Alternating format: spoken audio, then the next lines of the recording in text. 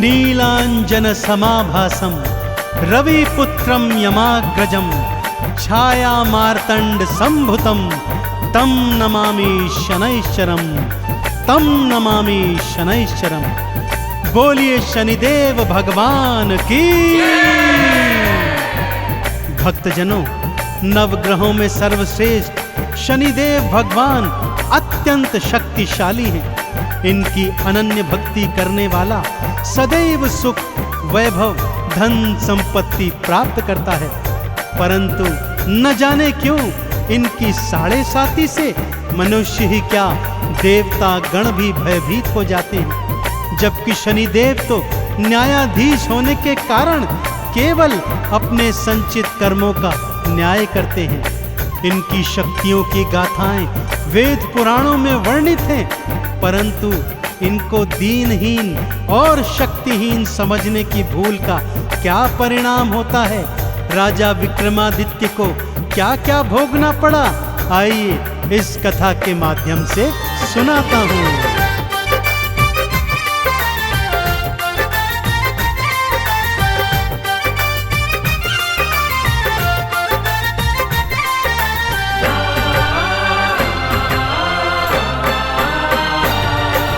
सूर्य पुत्र शनिदेव की गाथा,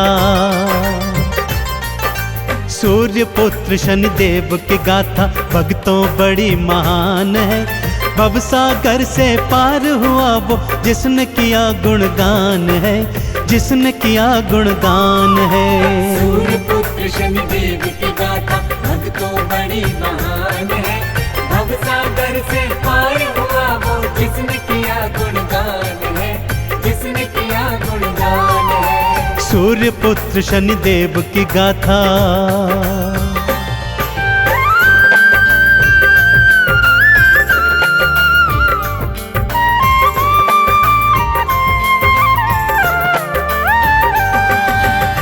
एक बार की बात है भक्तों, नवग्रहों में यह विवाद छिड़ गया कि उनमें से सर्वश्रेष्ठ कौन है। जब विवाद नहीं सुलझा तो 9 के 9 ग्रह त्रिदेवों की शरण में आए, परंतु त्रिदेव भी उनके इन प्रश्नों का उत्तर नहीं दे पाए। इस पर देवर्षि नारद ने नवग्रहों को बताया कि पृथ्वी लोक पर विक्रमादित्य नामक एक अत्यंत न्यायप्रिय राजा है, वही आपके प्रश्नों का उत्तर दे पाएगा। नारद जी की बात मान 9 के 9 ग्रह विक्रमादित्य के सन्मुख आए और वही प्रश्न दोहराया। विक्रमादित्य ने अलग अलग धातुओं के आसन बनवाए और नवग्रहों को अपनी अपनी पसंद की धातु के आसन पर विराजमान होने को कहा। आगे क्या हुआ, आइए सुनते हैं।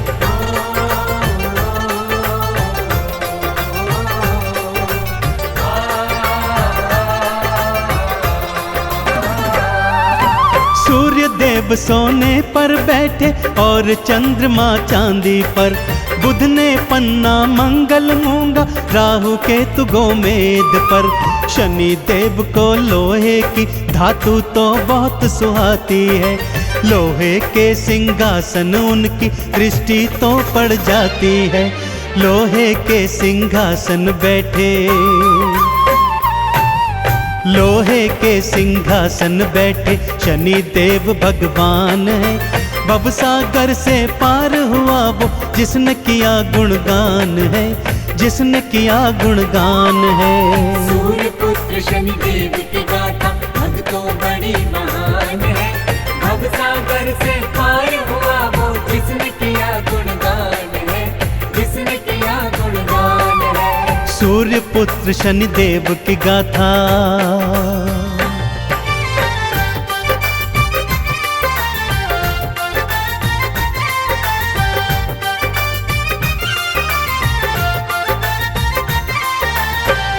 जैसे ही नवग्रह अपनी अपनी पसंद की धातु के सिंहासनों पर बैठे, विक्रमादित्य प्रसन्न मुद्रा में बोले, लीजिए निर्णय हो गया। जो ग्रह सर्वश्रेष्ठ धातु अर्थात स्वर्ण पर बैठा है वह सर्वश्रेष्ठ है, और जो ग्रह सबसे निकृष्ट धातु अर्थात लोहे पर बैठा है वह सबसे नीचे है। यह सुनकर शनिदेव का क्रोध 7वें आसमान पर चढ़ आया। मन ही मन वो बोले, राजा विक्रमादित्य, आज और अभी से तेरी 7.5 प्रारंभ होती है। और वो सभा का त्याग कर चले गए। अगले दिन घोड़े का व्यापारी बन वापस दरबार में आए।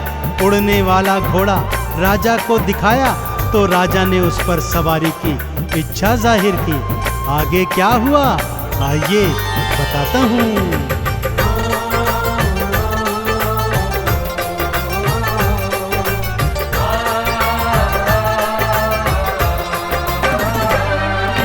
घोड़े पर जुएड़ लगाई, पवन वेग से उड़ने लगा और घने जंगल में राजा विक्रम को वो फेंक गया। चोर लुटेरों ने राजा के गहने कपड़े लूट लिए। भूख प्यास से बेदम राजा नगर नगर फिर घूम लिए। एक सेठ ने जब देखा तो हाँ, एक सेठ ने जब देखा तो लगा भला इंसान है। भवसागर से पार हुआ वो जिसने किया गुणगान है, जिसने किया गुणगान है। सूर्य पुत्र शनिदेव की गाथा भक्तों बड़ी महान है। भवसागर से पार हुआ वो जिसने किया गुणगान है, जिसने किया गुणगान है। सूर्य पुत्र शनिदेव की गाथा।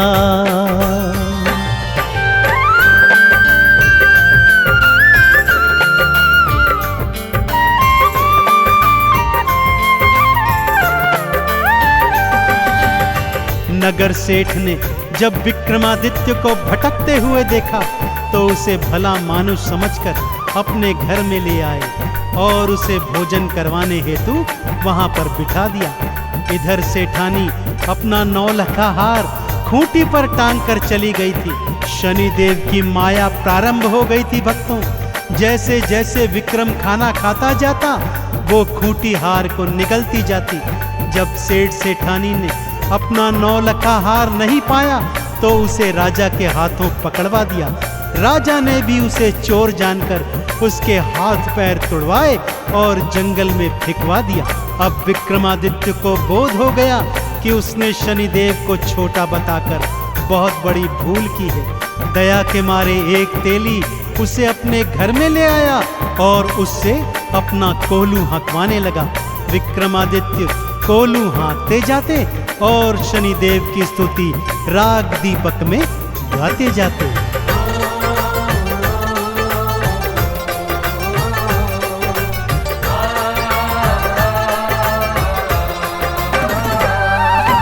हाथ पैर सब टूट गए थे तेली घर को लूहा के।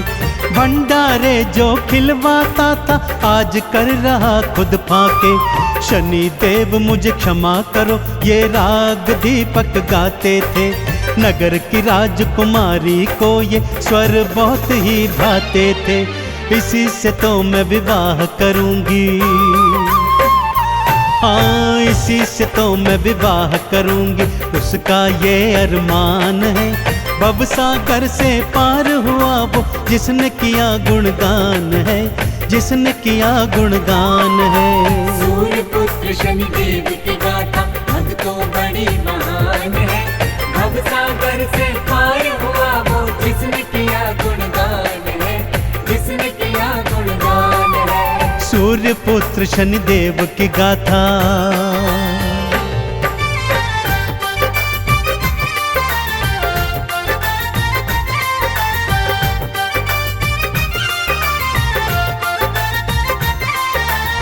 नगर की राजकुमारी को विक्रमादित्य की आवाज इतनी अच्छी लगी कि उसे बिना देखे ही उसने उससे विवाह करने की ठान ली। परंतु विवाह के दिन जब राजा ने बिना हाथ पैर वाले वर को देखा तो राजा ने विवाह को मना कर दिया। इधर विक्रम ने सच्चे हृदय से एक बार फिर शनिदेव की आराधना की तो शनिदेव ने उस पर से अपनी वक्र दृष्टि हटा ली और 7.5 भी समाप्त कर दी। जो ही शनिदेव की शुभ दृष्टि पड़ी विक्रम को पहले जैसा सुंदर स्वरूप मिल गया। खोया हुआ राज्य वापस मिल गया। बस अब क्या था, नगर के राजा ने अपनी पुत्री का विवाह विक्रमादित्य के साथ बड़ी धूमधाम से किया और ढेरों उपहार देकर उन दोनों को विदा कर दिया। राजा विक्रमादित्य रानी सहित अपनी राजधानी लौट आए।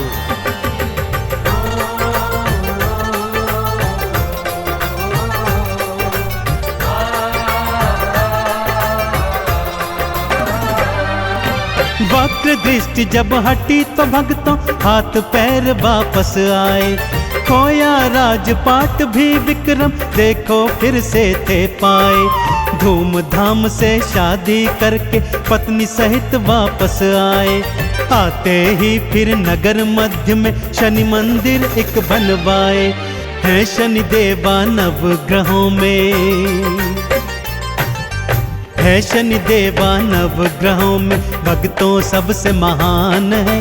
भवसागर से पार हुआ वो जिसने किया गुणगान है, जिसने किया गुणगान है। सूर्य पुत्र शनि देव की गाथा भक्तों बड़ी महान है।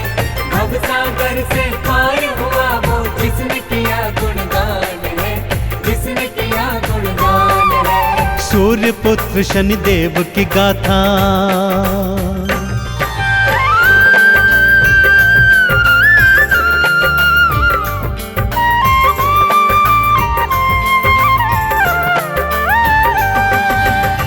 अब राजा विक्रमादित्य सपरिवार हर शनिवार को शनि मंदिर जाते, शनि देव को तेल से स्नान करवाते, लोहा तिल तेल उड़द का भोग लगाते, उन्हें नवीन काले वस्त्रों से सुसज्जित करते, काले चने बैंगन और सरसों के तेल में बने पकवानों का भोग भंडारा बनाकर गरीबों को खिलवाते।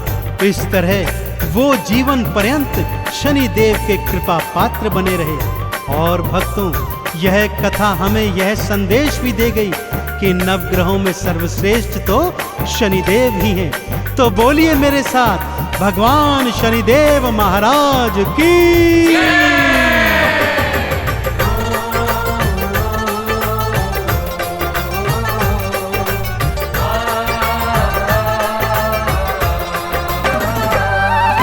लोहा तिल और तेल उड़द भी शनि देव को भाते हैं। हर शनिवार जो शनि देव को ये अर्पित कर जाते हैं। चंदन तिलक लगा के शनि की आरती 40 गाते हैं। शनि देव के 12 नामों को मन से जो ध्याते हैं, शनि देव की कृपा पाते, शनि देव की कृपा पाते करे शनि कल्याण है।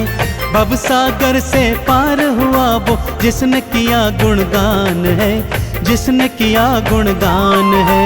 सूर्य पुत्र शनि देव की गाथा भक्तों बड़ी महान है। भवसागर से पार हुआ वो जिसने किया गुणगान है, जिसने किया गुणगान है। सूर्य पुत्र शनि देव की गाथा।